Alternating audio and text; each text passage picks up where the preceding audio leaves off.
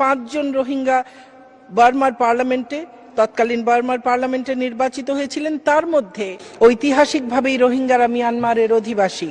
তারা 500 বছরেরও অধিক সময় ধরে আরাকান রাজ্যে বসবাস করছে। চতুর্দশ ও পঞ্চদশ শতাব্দীতে আরাকান ছিল স্বাধীন মুসলিম রাজ্য।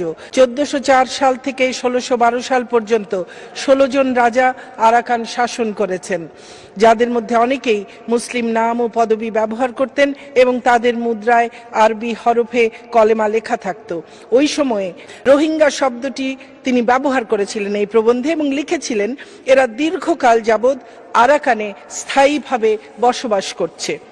তখন রোহিঙ্গা শব্দটি তৎকালীন বার্মার সরকারও স্বীকৃতি দিয়েছিল। বার্মার রেডিওতে রোহিঙ্গা ভাষায় অনুষ্ঠানও প্রচারিত হতো। বার্মার নেতাদের বক্তৃতায়ও এই শব্দ ব্যবহৃত হতো। 1947-এর নির্বাচনে কনস্টিটিউয়েন্ট অ্যাসেম্বলি অফ বার্মার নির্বাচনে এম.এ. গাফফার এবং সুলতান আহমেদ তারা নির্বাচিত হয়েছিলেন। 1951-র বার্মার সাধারণ নির্বাচনে 5 জন রোহিঙ্গা বার্মার পার্লামেন্টে তৎকালীন বার্মার পার্লামেন্টে নির্বাচিত হয়েছিলেন। তার মধ্যে একজন ছিলেন যিনি নির্বাচিত প্রথম দুজন নারীর একজন জুরা বেগম। 6 জন এমপি নির্বাচিত হয়েছিলেন 1956-র সাধারণ নির্বাচনে এবং তার পরবর্তী যেসব উপনির্বাচন হয়েছিল তাতে। সুলতান মাহমুদ একজন রোহিঙ্গা রাজনীতিবিদ।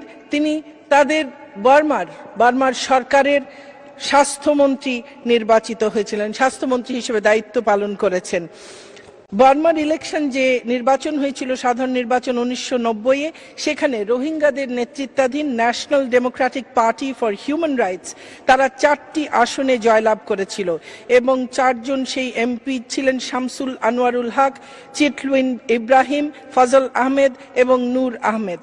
আমরা মনে করতে পারি 2017 সাল পর্যন্ত বার্মায় এখন আর কোনো একজনও রোহিঙ্গা এমপি বা সংসদ সদস্য নেই এবং তাদের কোনো ভোট দেবার অধিকারও নেই, মাননীয় স্পিকার।